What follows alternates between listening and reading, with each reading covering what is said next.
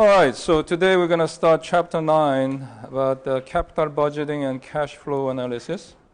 So last class I just gave you the concept of capital, what we mean by capital. Okay? And basically we're talking about investment made by companies. Okay? So capital is something you can say means of production or tools that can generate cash flow for more than a year. Okay? So it's quite related to the concept of investment. Okay? Investment in economics, when we say investment, we're talking about some expenditure on highways, bridges, or plants, and so on. Something that lasts more than a year. Okay? So once you produce these things, you can use year after year. Okay? So as far as corporations are concerned, we're talking about similar concept. Once you spend money in the plant, building plants, purchasing equipment, tools, okay, you can probably use them more than a year, longer than a year, okay? And you can generate cash flows from these tools, right, for many years. Okay? So in this chapter, we're going to talk about some introductory stuff. Okay? How do we decide which project, which capital investment we're going to choose? Okay? So in order to do that, we have to figure out, first of all, what are the choices? Are there any alternatives in this capital investment? Okay? And then in order to choose one of the many alternatives, we have to assess the profitability, right? Which one is the most profitable? Right? So for that purpose, how to calculate the expected cash flow and expected cost, and so on. Okay? So those will be the topics in this chapter. Okay? So here are a few definitions. Capital budgeting is the process of planning for purchases of assets whose returns are expected to continue beyond a year. Okay? Okay. And capital expenditure, of course, is spending money or cash outlay that is expected to generate a flow of future cash benefits, in other words, future cash flows, okay, lasting longer than 1 year. Okay. And the cost of capital, we're talking about how much it costs to purchase this capital, right? But typically, we are not talking about dollar amount, okay? But we are talking about, when we say cost of capital, we're talking about rate, okay? You can say interest rate, similar to interest rate. Okay? So it's a very typical concept of cost of capital is investors' required rate of return. How can we say that? I mean, when we say cost of capital, what we mean by investors' required rate of capital or return? Where do companies get money? Suppose your company decides to invest in certain project. Let's say you want to build another plant, okay? Or purchase another company on another plant. Okay? Where do you come up with money?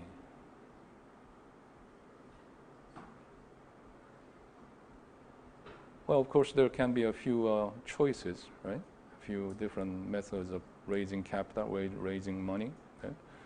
But which is the most common or usual way of raising money for company? Selling products? Yeah. Okay, well, of course, yes, you can sell the products and generate the revenue, okay? And maybe you can accumulate the, I guess, saving in your saving, right? Right? Suppose this is a new project, and suddenly this opportunity came around. So you did not. I guess what you're suggesting is the most ideal way. In other words, you're talking about using the cash that you already have accumulated, right? But what that also means is you have not used this cash so far, right? So you've been sitting on this cash cushion, okay? And we're talking about opportunity cost missed. In other words, the whole idea of running a business is you use your money to generate larger profit, right? And if you have not been doing that, if you have been just saving and accumulating cash flow, right, then apparently you've been missing the opportunity to generate the future profit, right? So I guess in ideal situation, the companies, of course, they have to have some cash just in case, right? Something happens, right? For some unexpected outlay, or who knows? Economy may go down suddenly. Something happens, right? Right now it's crazy because of China's slowdown in economic growth. Okay? Last about 10 days, Dow Jones went down about 11%, which means my retirement fund. It's just completely my maybe a year and a half worth of increase in my growth in my retirement has been completely wiped out within a week, right? So that can happen, and that happens many times, frequently, right? So companies keep certain amount of cash, but usually when they find out a new opportunity and then they try to make a new investment, right? They usually don't have enough money to finance entire investment project, right? So assuming that, how do you come up with money? Borrow, right? How do you borrow? Yes, sell the bonds, right? Sell the bonds is most typical way for companies to raise cash, raise enough money to finance a project. Yeah. So the question is, when you sell the bonds, right? You are trying to sell the bonds to investors, right? And what rate of return do these investors require? In other words, what interest rate should you offer on your bonds? Right? That's what we mean by cost of capital, right? So when you raise the cash to finance a project, right, can you offer, say, 7% annual rate? Which means once you borrow this money, you're going to be paying 7% interest on the money every year. Well, it may not be enough, right? Investors may think that's just too low, right? I want a little higher rate of return on my money, right? So, what is the rate of return that the investors require, right? That's what we're talking about. Investors require rate of return, right? So that becomes the cost of capital. Well, cost of capital is a topic that we're going to talk about in detail, I believe, in chapter 12. Okay? Just to give you some ideas, it can be determined by many different factors. First of all, what's the market interest rate currently, right? Well, right now the market interest rate is extremely low, right? The country like the United States, the market interest rate is almost zero, right? Because of the financial troubles that they had. Well, actually, the entire world had, about 7-8 years ago, 2007, 2008, financial trouble. Okay? So in order to sustain or support the economy, Federal Reserve has been keeping the interest rate extremely low, right? And as a result, the interest rates all over the world are currently extremely low, right? So I guess at this time, you don't have to offer really high interest rate on your bonds, okay? Because it all depends on the opportunity cost. Okay? If you don't buy this bond, where are you going to invest your money? Well, because of overall interest rate pretty low, right? They don't have a lot of other opportunities, other use of their money, right?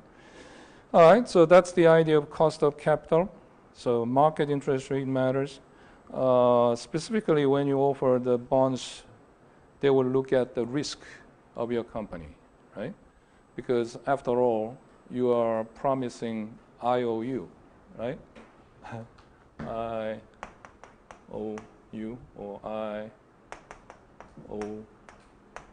IOU, okay? So you're promising to pay the money back after a certain number of years, right? But if the company has already accumulated a lot of debt, right, then that increases the risk for default, right? Because when you have a lot of debt, your annual debt payment grows. Okay? The question is, are you generating enough revenue to cover the debt servicing cost? Okay? So they will look at your debt asset ratio, debt equity ratio, and all kinds of things to evaluate the debt servicing ability of the company, right? So if the company has already amassed a lot of debt, then they'll probably require higher rate of return to compensate for the risk they're taking, right?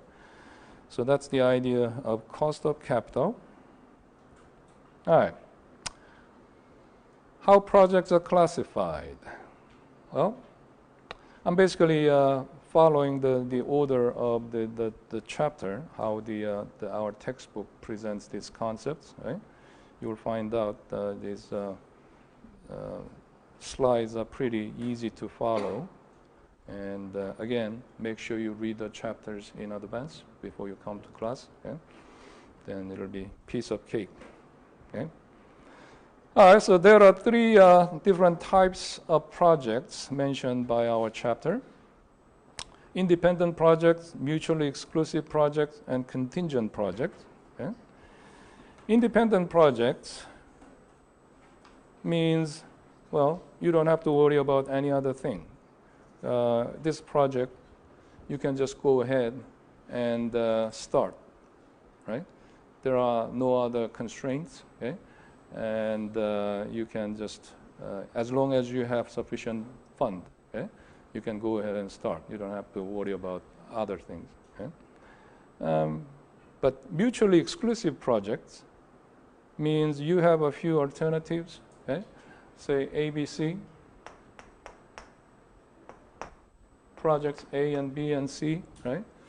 And if you choose to take on the project A, then that eliminates either B or C or both, right? So you cannot undertake B or C if you choose A, right? If you choose to have B, spend money on B, then you have to give up other alternatives, right? That's the mutually exclusive projects. Okay? Contingent projects means if you decide to go ahead with the project A, there has to be another project, related project. Okay? So you have to consider not only the cost of A, but cost of B as well. So you have to consider the total cost of two projects, right? What are the examples? Well, the mutually exclusive projects, I guess the easiest example is, suppose you are trying to build another plant.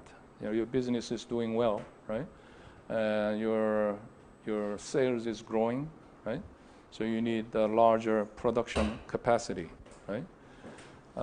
The textbook gives the example of BMW plant in Spartanburg, South Carolina. Okay? That's about half hour away from my school, okay? Southern Wesleyan University, okay? In South Carolina. Okay? So I take my students actually to BMW Spartanburg plant about once a year for a tour. It's a wonderful facility, and they produce all the SUVs, sports utility vehicles, that they sell in the, well, not just in Taiwan. I mean, what I heard at that time, about 3 years ago, is that's the only SUV plant, BMW SUV plant, outside Germany. Okay? So they have SUV plant in Germany, but whatever is sold in all over the world outside Germany, well, I guess, but you know, so it's a huge operation, yeah? Very high-tech, cutting-edge facility. Yeah? But apparently, when I think they built that plant about 10 years ago, yeah, maybe 7 years ago, right? And they had a few choices, a few competing locations. Apparently, North Carolina also offered some locations, right? I mean, when the companies like BMW expresses their interest in building a plant, then there's a state government, they will do whatever they can to bring this plant to their state, right? Gives a lot of tax advantage, okay? And a lot of the exceptions on the regulation, all kinds of things. Okay? But finally, I guess they chose South Carolina, Spartanburg, South Carolina, as their location. Okay? So what that means is they had these alternatives, right? South Carolina, North Carolina, or some other location, maybe Tennessee, right? The Volkswagen has their plant in Tennessee. Right? So yeah, if you choose one, then other you have to give up, right? That's the idea of mutually exclusive projects. Yeah? Contingent project, something like installing some filtering equipment. Let's say you are trying to build a new plant, right? But if you want to build a new plant, then because of the environmental regulation, right, you have to also do some other project, like installing the filtering equipment before you release water into the river, right? You have to clean up the water, right? Or maybe you have to do some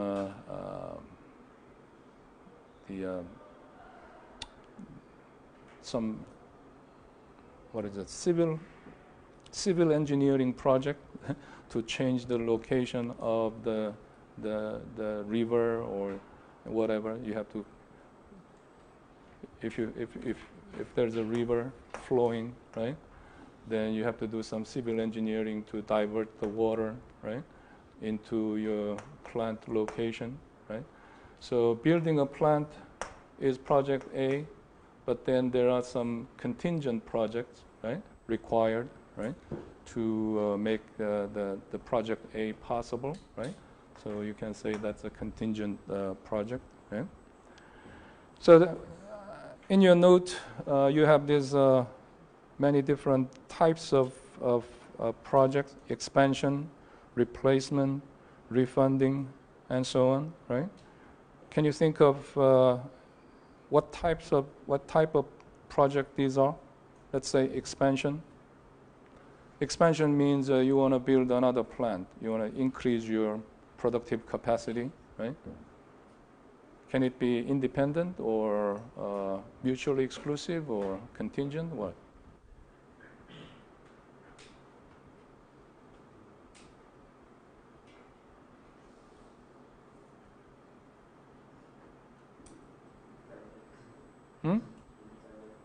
Independent? Yeah, it could be independent, right? But it could also be the mutually exclusive project, just like the BMW example, right? If you had a few alternatives, right, then that becomes a mutually exclusive project, right? But if for some reason you had, let's say you have your plant, and right next to your plant there is open land, right? So you have no reason to consider any other location. I mean, this location is perfect, right? You just need larger capacity, right? Then that could be an independent project, right? You don't need to consider any alternatives, right? All right. Replacement. Suppose you have some equipment, right? And you're trying to replace the equipment.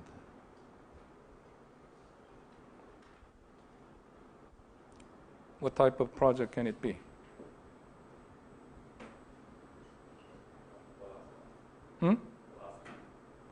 Contingent? Why?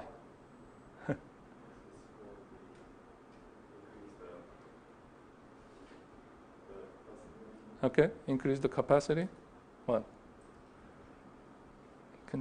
Contingent means in order to undertake the one project, you have to have another project occurring at the same time, right? Replacement project, many times you can say it's a mutually exclusive project because you have a few choices. The question is, are you going to replace it with another new equipment, right? Or are you going to replace it with used equipment? Okay? Or instead of purchasing, are you going to lease the equipment?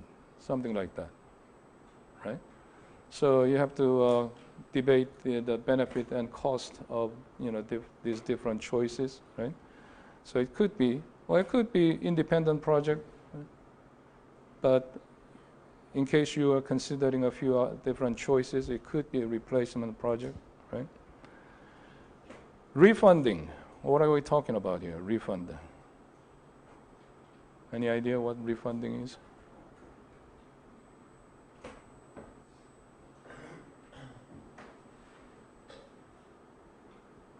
Wenji? Never heard of refunding? Yeah. Well, of course, refunding is when you buy something and you want to return it and get your money back. I guess that's refunding, right?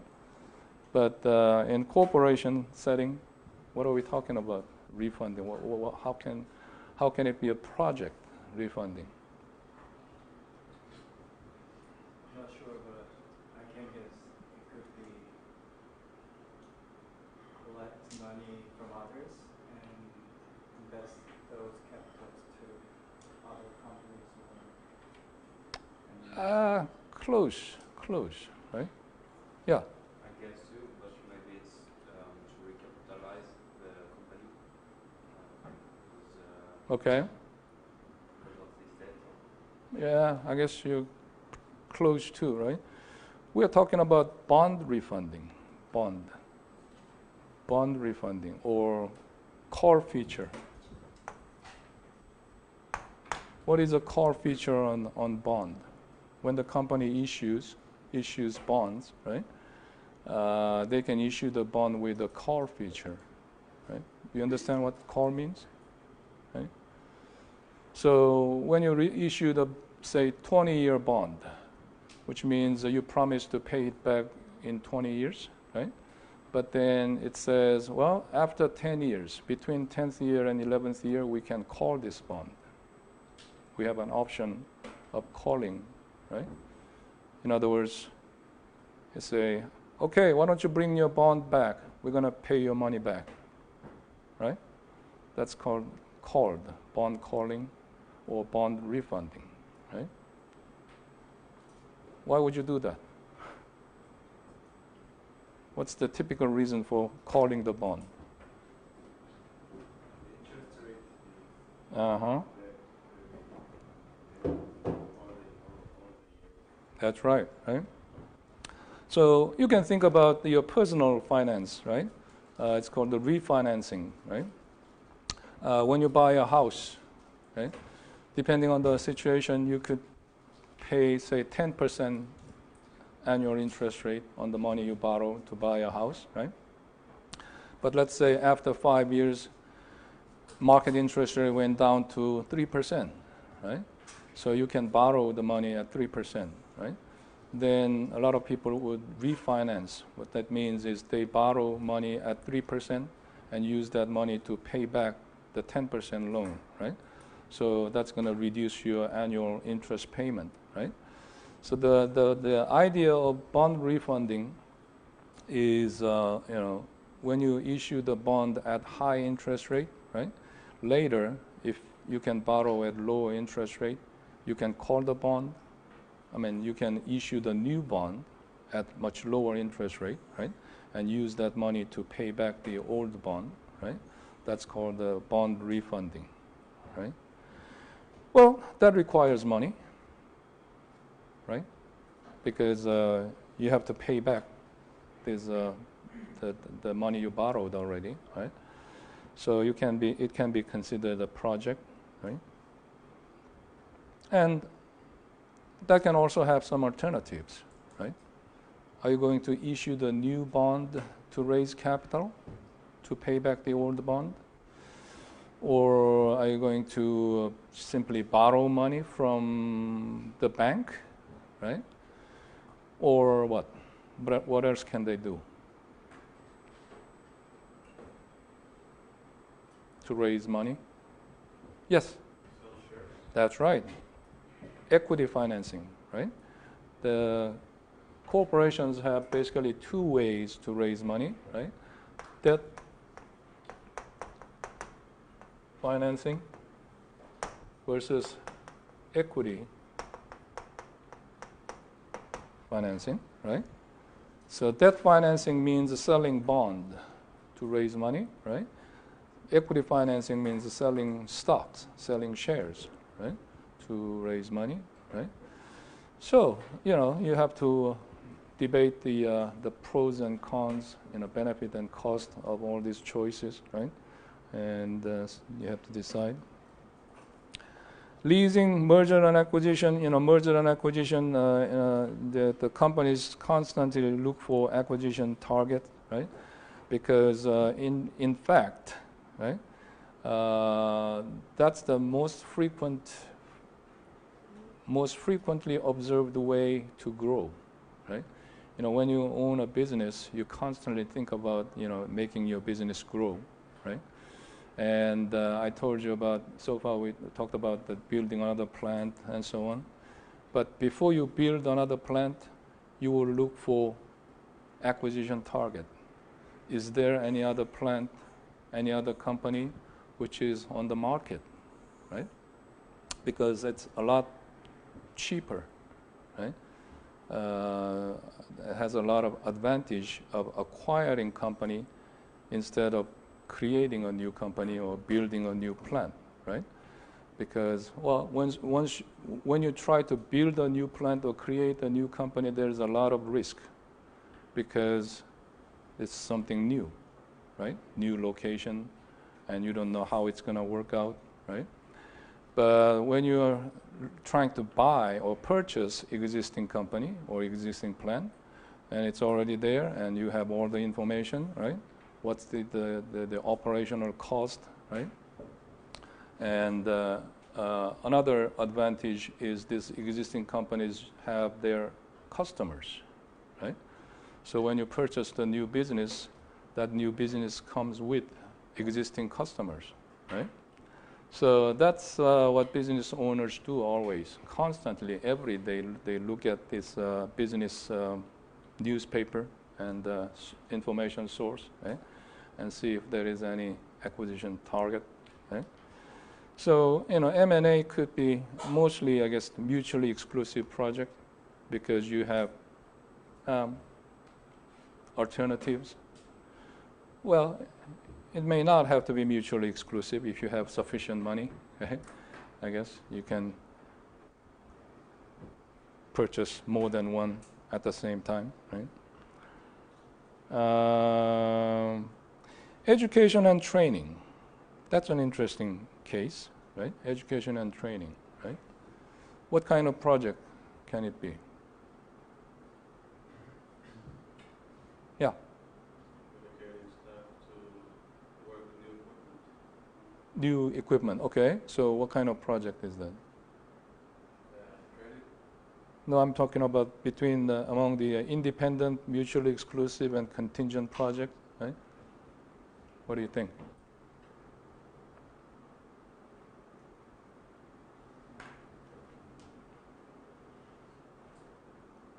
So your example is you purchased a new equipment, right? And in order for your employees to operate this new equipment, you need to provide education and training, right? So what kind of project is this?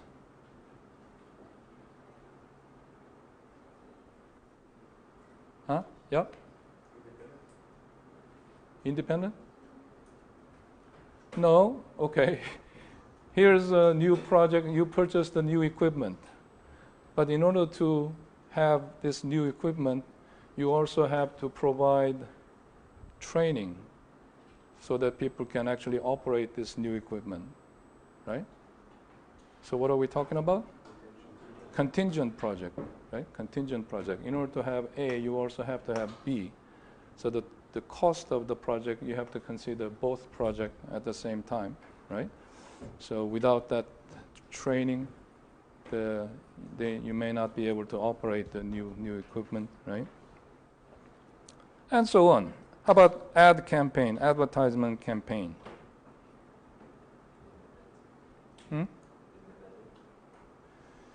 Could be, I guess, if you are spending money on advertisement just to increase the current sales, right, and current product, right, that could be independent, right? But suppose you develop the new product, right? So you're trying to develop a new product. You spend some money and started a new business or new line of business, right? So next month you're going to introduce a completely new product, right? The trouble is what? Consumers have no idea what that is, right? And they never heard of this product, right? So what do you have to do? You have to spend some money and advertise, right? This new product, right? So what are we talking about? What kind of product, what kind of project is this? Huh? Could be another contingent, right? Because you have a new project introducing new product, right? But in order to do that, you have to also spend money on advertisement, right? We're talking about that kind of things for contingent project. All right? Any question?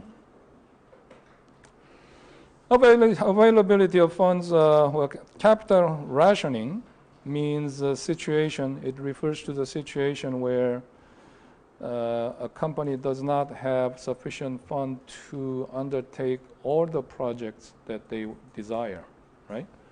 So they may have some list of projects A, B, C, D, right? But in order to start on all 4 projects, you need, say, $100 million, okay? But right now, the best you can do is $70 million, okay? You know, considering all the sources of fund, including bonds and whatever, right? Your financial manager says, well, right now, 70 million is the best we can do, okay? Then, obviously, you have to, give up some of the projects, right? So that's the idea of capital rationing, right? Just giving the fund. I guess what you have to do is you have to rank the projects in terms of profitability, right? And then choose the maybe first 2 or first 3, right? That you can undertake with the money you have, right? Okay, so here's a little bit details of doing that, right?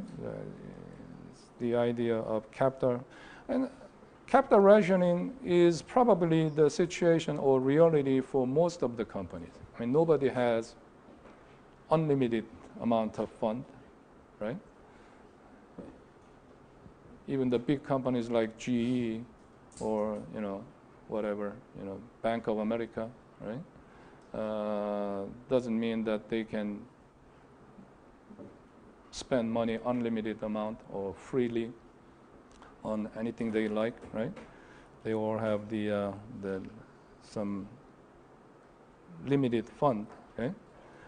So how do we come up with the best way to spend money, right? We have to consider the marginal cost of capital and investment opportunity curve, okay? And here's the illustration, right?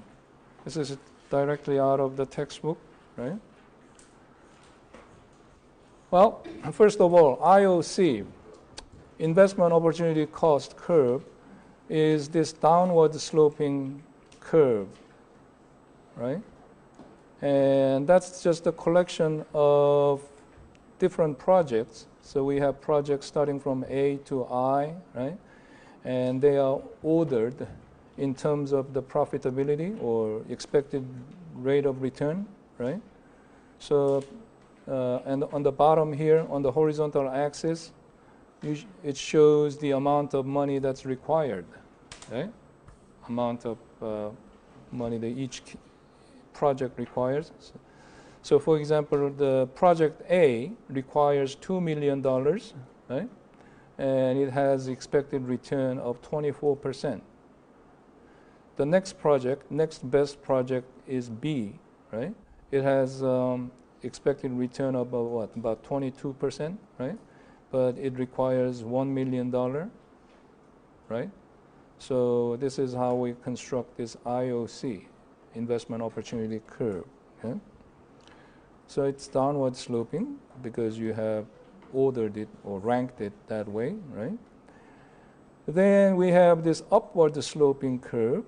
It's called the marginal cost of capital. Marginal cost of capital, right? So marginal cost of capital shows the cost of capital for the amount of money you can raise, right? So what that means is, for in this case, the first segment here, it goes like about $2.75 million, right? So apparently this company can raise about $2.75 million at about 9%, right? And then if they need more money, if they want to raise more money, right? The next segment is about what? 6.4 minus 2.7, right? How much is that? 6.4 minus 2.7, 3.7, right? Yeah. So the story is this company can raise next $3.7 million at maybe about 10%, right? Slightly higher rate, right? And so on. Okay? So that's the idea of marginal cost of capital. Okay? Marginal cost of capital is upward sloping, okay? Because, obvious reason is, of course, company would, when they need money, they would come to the best source of the money, best source of the fund, right? So if they can issue bond at, say, 9%, right? And that's the best they can do, then they would use that method first to raise the capital, right? And after that, if they need more money, right? Unfortunately, let's say right now, for whatever the reason, right? They can sell the bond only up to $2.75 million, right? After that, nobody's going to buy this company's bond, right? And then what's the next source? I don't know, maybe go to the bank and negotiate some loans with the bank, right? And say bank requires about 10%, right? So that's the story, right? So because a company would use the cheapest source of money first, right? as the amount of money, amount of fund increases, you're going to have higher and higher rate of return, cost of capital. Okay. Another reason you can think of is when the company borrows more and more, as I mentioned before, right? The company will be considered riskier by the investment, right? So the investors will require higher rate of return on their investment, right? So if you keep, if you're trying to sell more and more bond, right, then you will have to offer higher and higher interest rate to investors, right? That's the idea. All right. Then here it says the total return is maximized where the MCC and the IOC cross, right? So on this graph right here, when the IOC and MCC cross each other, right here, right? That's the point where the total return is maximized. In other words, that's the optimal amount of investment, right, that this company should undertake, right? Because the company obviously tries to maximize the return, right? Maximize the profit, right? Why? How can we explain that, right? So let me try to make you understand that way, right? And let me try to refresh your memory in principles of economics. Okay? Profit maximization. You remember the condition, profit maximizing condition? I know it's been a while, right? Like a year, right? What's the profit maximizing condition? Yeah?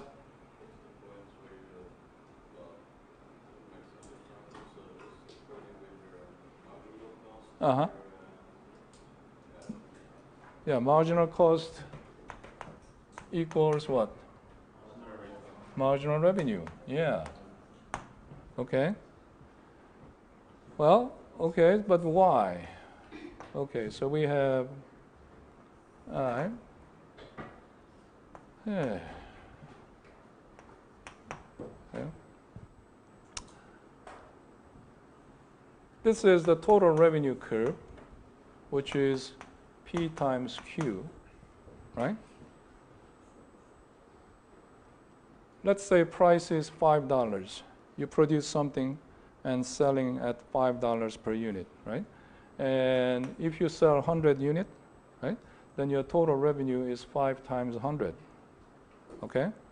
So if you have 100, 200, 300, right, your total revenue grows at the straight linear fashion, right? So if price happens to be 5, then this is 500, this is what, 1,000, and this is 1,500, okay? You understand the total revenue curve, right? It's just a straight line, okay?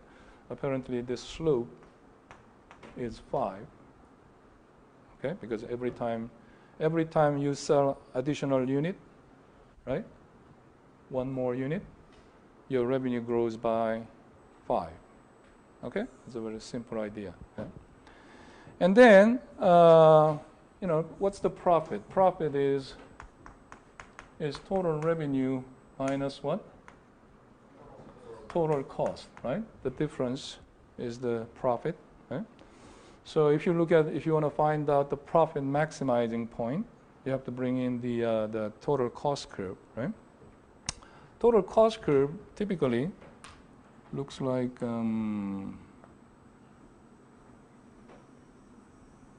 this.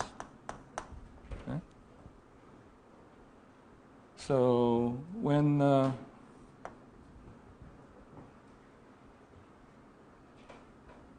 guess when you start from 0, you can say the total cost is 0, right?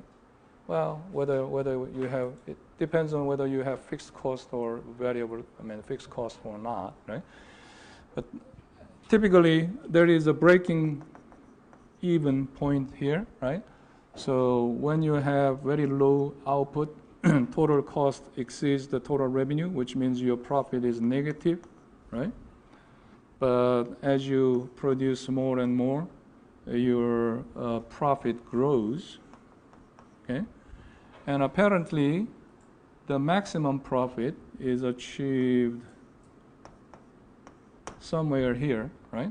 So that's the profit maximizing quantity, right? Because we're talking about the difference between the total revenue and total cost, right? That's the profit, right? Okay. All right. So when do we have this maximum profit? Okay. We can think about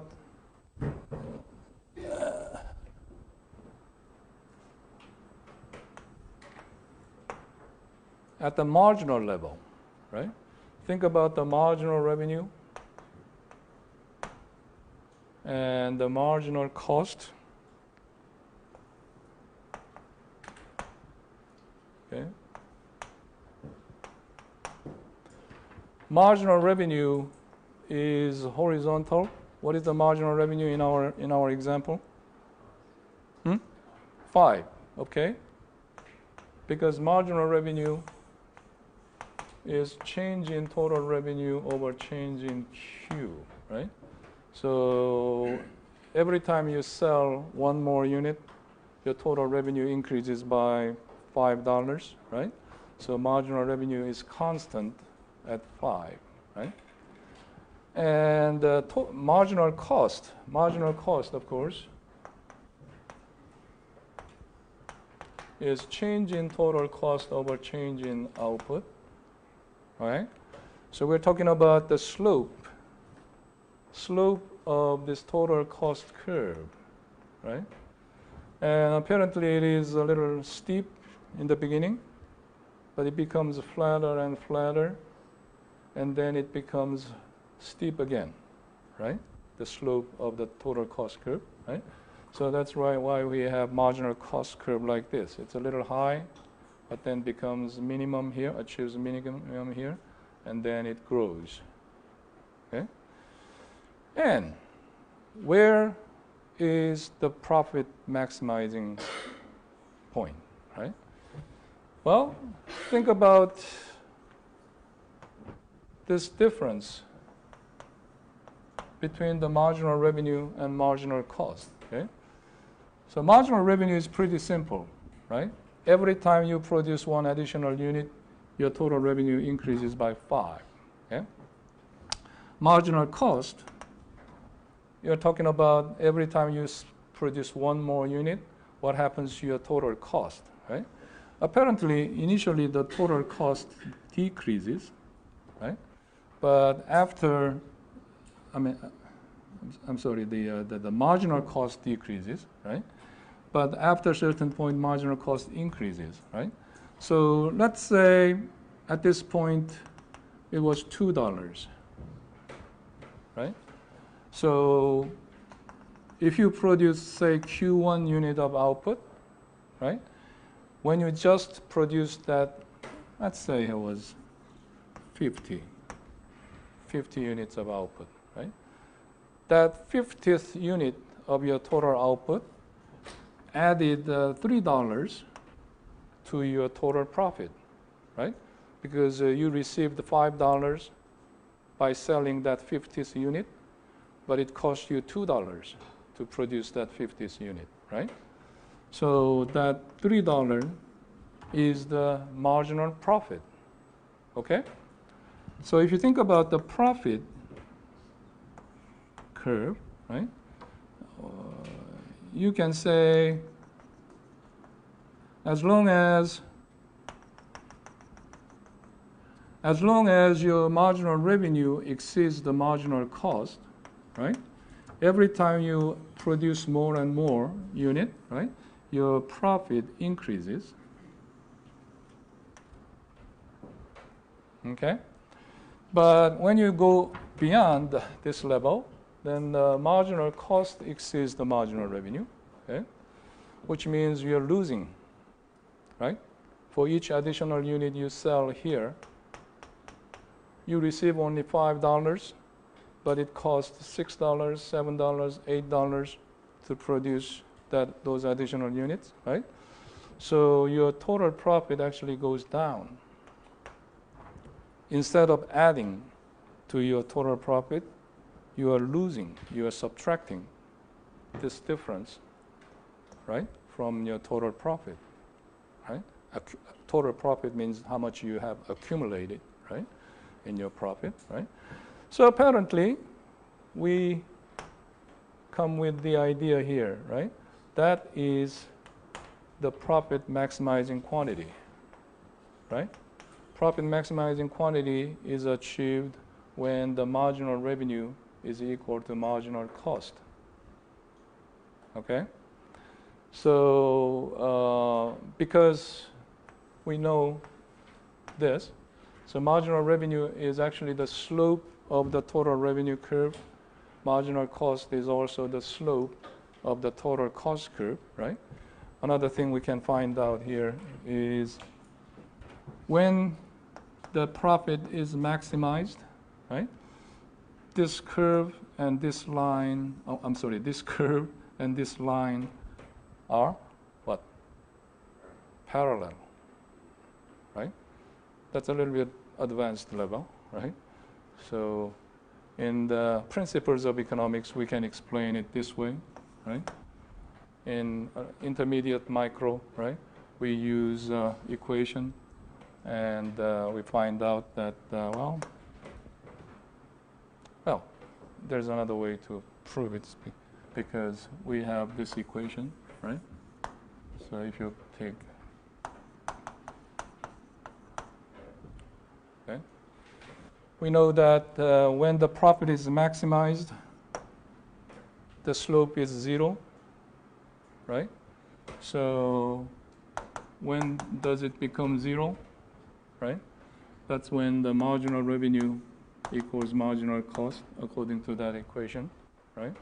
So what that means is when the profit is maximized, these two curves or whatever, curve and line are parallel. Okay? So that's the idea. Going back to this graph here, right? We're talking about marginal cost of fund, right? What is the cost for each additional amount of fund versus what's the return, right?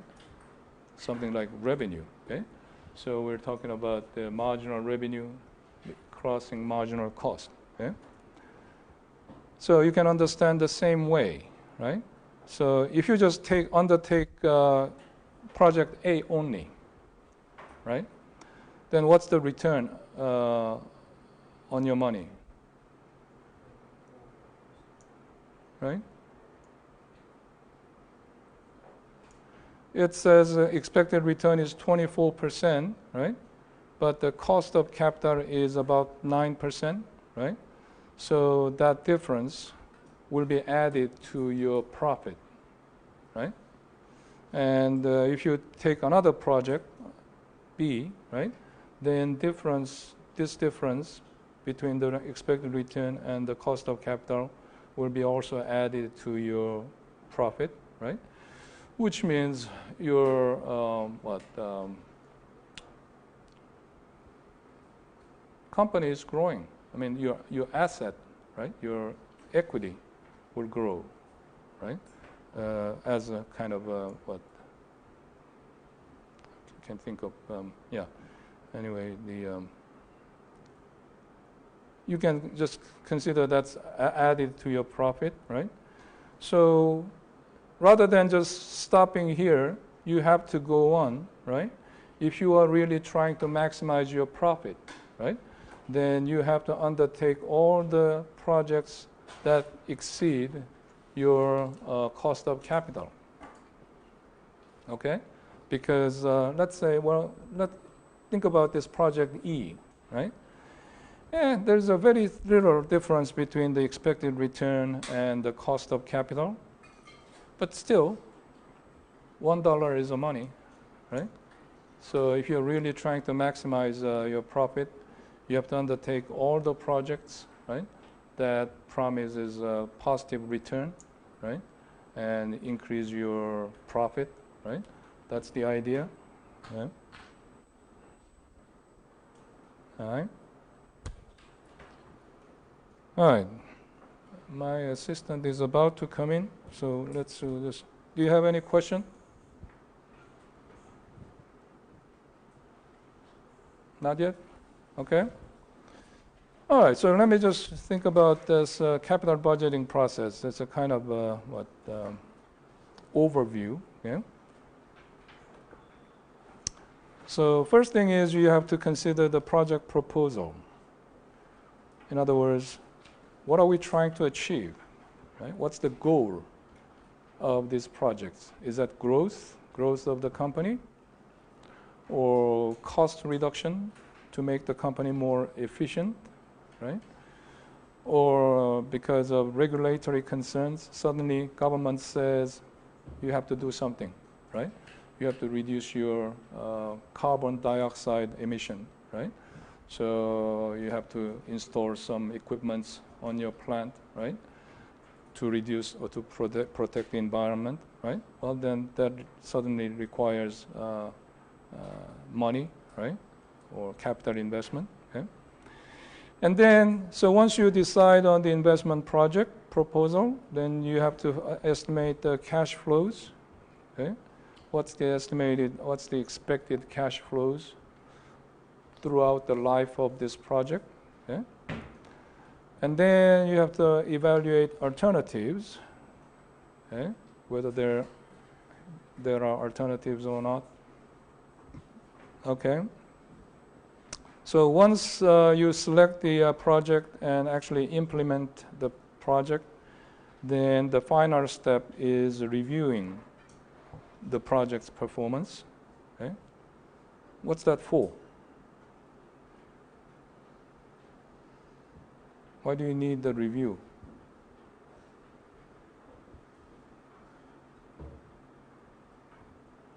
Or you can call it the post-project assessment. Right? What's that for? To see if you made the right decision. Well, you have already spent money there, so what do you need? Same mistake. That's right, right? For the future projects, right? You need to find out whether this project was worth, right? Or whether you did everything right, okay? So, in the future, if you have similar situation, you shouldn't make any or similar mistake, right? Okay. Principles of estimating cash flows. I think we should, let me see. Why don't we go on until she comes, okay? All right. So the next process in this chapter is actually details on how to estimate the cash flows from any project. Okay. There are a few points you have to remember. The cash flows should be measured on an incremental basis. Okay. And what that means is you have to compare the possible cash flows with investment to without investment. Okay.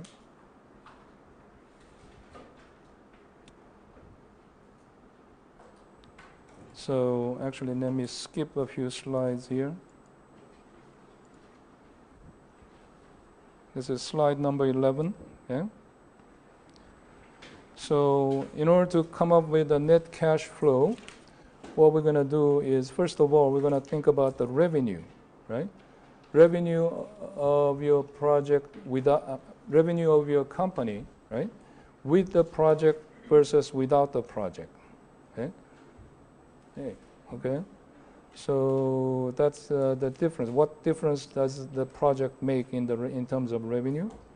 The same thing for operational cost. we're going to subtract the cost from the revenue. You know why, right? Because that's the net cash flow, right? We're talking about the profit, right? All right, so everything should be done incremental basis, right? That's the idea of. So what does incremental? What does incremental basis mean? Well, that's what I just explained. Huh? What is incremental? Oh, what is incremental, right? Incremental means additional, right? So when you do something, what's the change or net change in the revenue, right? Because of this, the new project, right? So we have to, instead of considering the total revenue you have, right, for the company, you have to compare the with project versus without the project, right? So you know that the company may make a lot of money right now, right? Say, your total revenue is $500 million per year, right? That doesn't matter. What matters is when you undertake a new project, Project A, right? What happens to your revenue, right? The change, increment in your revenue, right? So you have to compare with the project, without the project, right? That's the idea.